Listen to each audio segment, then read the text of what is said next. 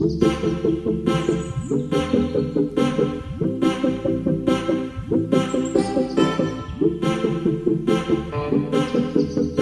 साथियों, मैं अमरदीप कादियान। नमस्ते, प्रणाम, सलाम वालेकुम, सत श्री अकाल, जय मसीह की, राम राम जी, जय माता की, जय हिंद, जय भारत।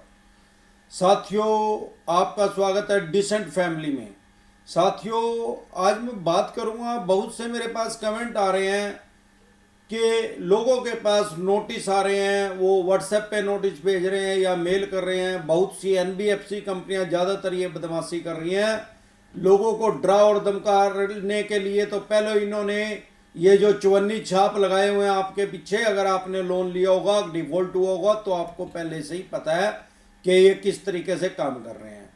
अब एक और नया कंसेप्ट ले गए हैं डराने के लिए, 406 और 420। जो 420 धारा है वो बहुत कॉमन है, वो आम आदमी को समझ में आती है, उसका डर भी है, कहीं ना कहीं खौफ भी है। जो कोई नहीं भी वकील है तो उसने 2-4 धारा तो जरूर सुन रखी है। 420 ये कॉमन है बिल्कुल ही।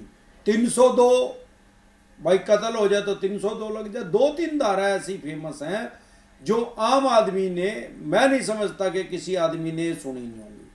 अब वो इसी का ही फायदा उठा रहे हैं, साइकोलॉजिकल इफेक्ट कर रहे हैं, आपका मनोवैज्ञानिक दबाव में ले रहे हैं। 406 420 का नोटिस भेज रहे हैं, भाई 406 में 420 में पर्चा दर्ज हो जाएगा। मैं बहुत बार पहले बोल चुका हूं, लोन डिफॉल्ट करना कोई 420 नहीं है।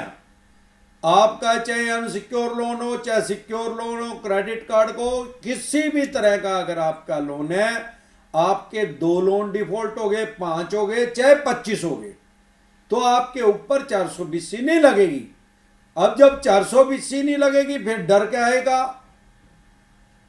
अरे भैया बन गया थानेदार, अब डर गाएगा। अरे भाई, कानून को समझ लो। ज्यादा कानूनी ज्ञान नहीं प्राप्त करना, वकील तो आपको बनना नहीं, लेकिन बेसिक नॉलेज तो होनी चाहिए। जो हमारे से लोन डिफॉल्ट हो गया है, कम से कम उसके बारे में तो जानकारी हमें होनी चाहिए।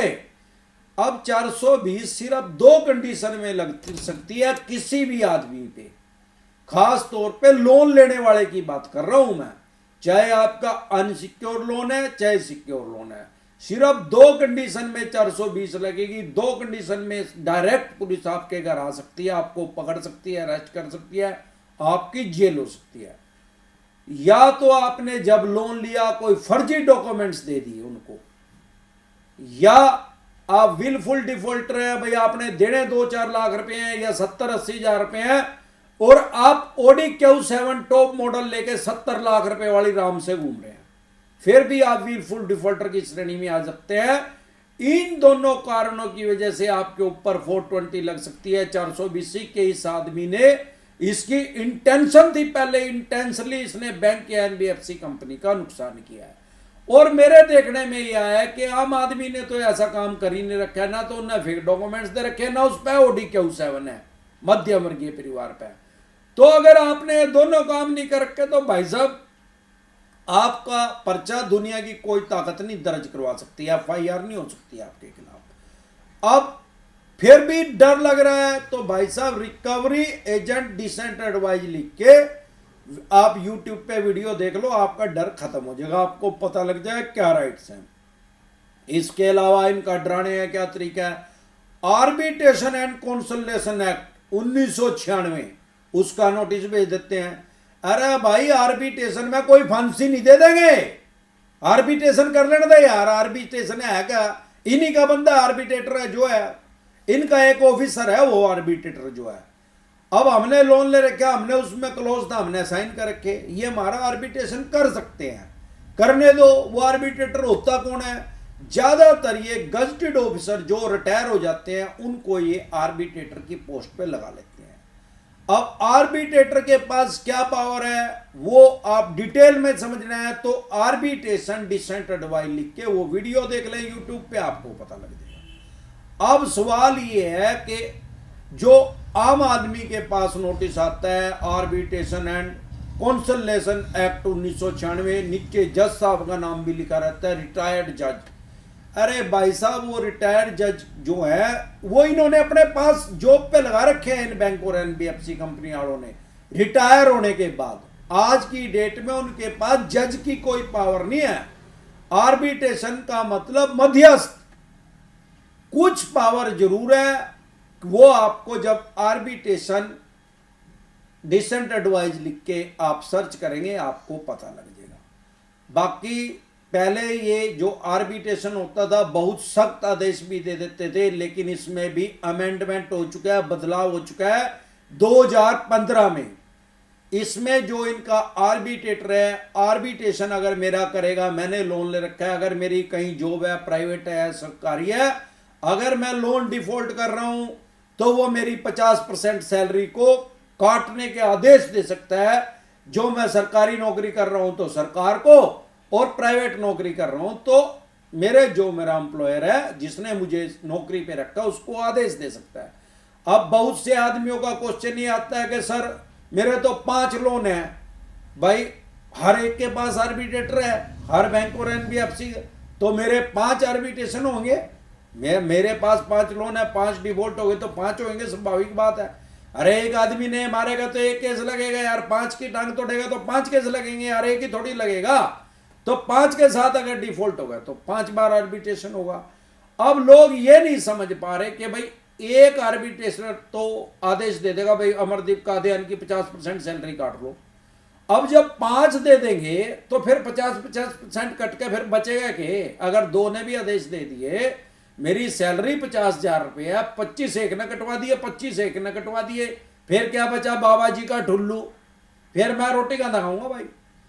ऐसे कोई उनके पास राइट्स नहीं है। उसमें क्या कंडीशन है, उनके पास ये तो राइट्स हैं 50% काटने के, लेकिन अगर आपके 5 डिफॉल्ट हो रहे हैं या 25 लोन डिफॉल्ट हो रहे हैं और 25 बार आर्बिट्रेशन हो गया तो मैक्सिमम 50% सैलरी आपकी काट सकते हैं।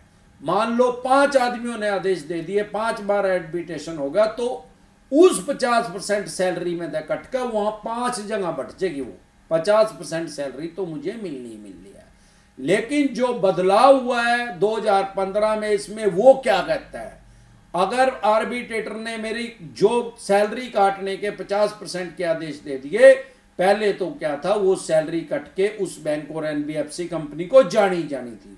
लेकिन अब 2015 के बाद अब 6 साल हो गए हैं बदलाव हुए, अब मेरे पास पूरे राइट्स हैं, पूरे अधिकार हैं। अगर मुझे पता हो तो मैं सिविल कोर्ट में जाके उस जो उनका आर्बिट्रेशन मेरा हुआ है, जो उनके आर्बिट्रेटर ने अवार्ड किया है, मतलब जो उन्होंने फैसला दिया है, मैं उसको चैलेंज कर सकता हूं सिविल कोर्ट में जाके, और सिविल कोर्ट में जाके इजीली उस पे स्टे मिल जाता है। अब जब स्टे मिल गया तो मेरी कोई 50% सैलरी काट ही नहीं सकता, तो यहां तक तो आपका डर खत्म हो गया। अब आ गया सेक्शन 25 का नोटिस आ रहा जी, 138 का रहा। अरे 138 है क्या बीमारी यार, 138 चेक बाउंस। आप चेक बाउंस डिसेंट एडवाइस लिख के वीडियो देख लें यूट्यूब पे, आपको समझ में आ जाएगा मैक्सिमम आपके साथ क्या कर सकते हैं। अब सेक्शन 25 वो क्या चीज है, वो भाई साहब जो आपने ईसीएस लगवा रखा है, ईसीएस मैंडेट पे जो आपने साइन कर रखे हैं वो ही चीज है। या आजकल नैच रख दिया है, नया कंसेप्ट आ गया, नया नाम भी नया आ गया, वो भी यही है कि अमरदीप कादियान ने इस बैंक या एनबीएफसी कंपनी को अपने इतने पैसे इतनी तारीख को निकालने की पावर दे दी। अब जब मैंने लोन डिफॉल्ट कर दिया, 1 करे, 2 करे, 5 करे, 25 करे, तो स्वाभाविक बात है कि जब मेरे पास बैंक में पैसा नहीं होगा तो वो तो डिफॉल्ट होंगे ही होंगे। अब ईसीएस तो बाउंस होएगा ही होएगा। अब जब ईसीएस बाउंस होगा तो वो 25 धारा के तहत वो मेरे ऊपर केस कर सकते हैं। वो 25 सेक्शन क्या कहता है, वो भी यही कहता है जो 138 कहता है, लगभग वो दोनों सिमिलर ही हैं। इनमें भी उतनी सजा का प्रावधान है, सेक्शन 25 में भी 138 में भी, इसमें भी उतना ही जुर्माना हो सकता है जितना 138 में चेक बाउंस में होता है, उतना ही 25 में हो सकता है, क्योंकि वो भी एक किस्म का चेक ही है यार। चेक तो दिया नहीं लेकिन मैंने अपनी पावर तो दे दी ना उस बैंक या एनबीएफसी कंपनी को पैसे निकालने की। तो अगर आप चेक बाउंस की वो देखेंगे आपको 138 और 25 पूरा अच्छे से समझ में आ जाएगा। आपको डरने घबराने की जरूरत नहीं है, क्योंकि अगर आपसे लोन डिफॉल्ट हो गया है तो आप कोई अपराधी नहीं हो, ना ही आपने कोई अपराध किया है, तो ये कोई अपराध बोध से पीड़ित होने की जरूरत नहीं है। ये जो चवन्नी छाप है, इन्होंने जरूर आपको अपराधी घोषित कर रखा है और आपके माइंड से दिन में 10 फोन 20 फोन 25 फोन करके आपके खोपड़े के अंदर घुसो दिया कि तो बहुत बड़ा क्राइम हो गया। ये भाई साहब कोई क्राइम नहीं है लोन डिफॉल्ट होना। तो अगर आप ये सारी वीडियो जिस भी टॉपिक के आपको समझ में नहीं आ रही, आप उसको देख लें, आपको सारा एक पिक्चर क्लियर हो जाएगी, तो आपका डर भी खत्म हो जाएगा। डर के आगे तो जीत है यार, हिम्मत मर्दा मध्य खुदा। अगर आप खुद से अपनी मदद नहीं कर सकते तो अमरदीप कादियान आपकी वहां पे मदद करने के लिए नहीं आ सकता, ना ही दुनिया की कोई और आदमी आपकी मदद करने के लिए आएगा। जिस तरीके से यह बात करें उसी तरीके से आप बात करें। डिसेंट गालियां देनी है, मैंने डिसेंट गालियां देनी सिखा रखी हैं, सिखा दी आपको। ये गालियां दे, इनको गालियों से ही इनका स्वागत करो। भाई साहब, जब कांटा चुभ जाता है तो कांटे को निकालने के लिए दूसरे कांटे की जरूरत पड़ती है। दुनिया में कोई धातु ऐसी नहीं है जो लोहे को काट दे। लोहे को काटने के लिए लोहे की ही जरूरत पड़ती है, लोहे को और कोई धातु नहीं काट सकती। सारी दुनिया के अंदर ऐसा कोई धातु नहीं है जो लोहे को काट दे। लोहे को काटने के लिए लोहे का ही प्रयोग होता है। ऐसे ही अगर ये अपशब्द बोल रहे हैं तो आपको इनको अपशब्द ही बोलने पड़ेगा और इनसे भी गंभीर तरीके से बात करनी पड़ेगी। नहीं करेंगे तो जितना आप डरेंगे उतना ही डराते रहेंगे। अरे भाई साहब, डर खत्म कैसे होता है? आपने जब स्कूटर मोटरसाइकिल या साइकिल भी चलाना सीखा था, पहले दिन तो आपको डर लग रहा था ना। अब जब चलाना आ गया अब डर लग रहा है। अब आप 2 आदमी भी बिठा कर चला सकते हैं, 3 आदमी भी, वो बात अलग है कि आपका चालान कट सकता है, लेकिन चलाने में तो नहीं आपको दिक्कत पड़ेगी। 2 आदमी अगर आपकी बाइक के स्कूटर के पीछे बिठा दिया जाए तो आप उसको इजीली चला लोगे, आपको दिक्कत नहीं लगेगी, ना डर लगेगा। एक टाइम वो भी था जब आपसे अकेले चलाने में भी दिक्कत पड़ रही थी। अब वो डर कैसे खत्म हुआ? आपने वो रोज किया, बार बार किया, 1000 बार वो काम किया, अब डर खत्म हो गया।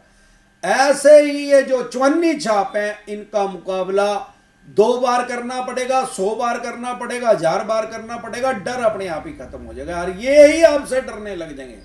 मैंने बता रखा है, गालियां दे तो इनको डिसेंट तरीके से गालियां दे। आपके घर आके गाली गलोच करें, तू तड़ाक करें तो इनके ठाकर दुकान के अंदर इनकी पेट्रोल के फोए लगा दो यार, पेट्रोल के कोटन लगा दो इनकी दुकान के अंदर। बस ये कुछ भी नहीं कर सकते, भागेंगे वहां से और क्या करेंगे।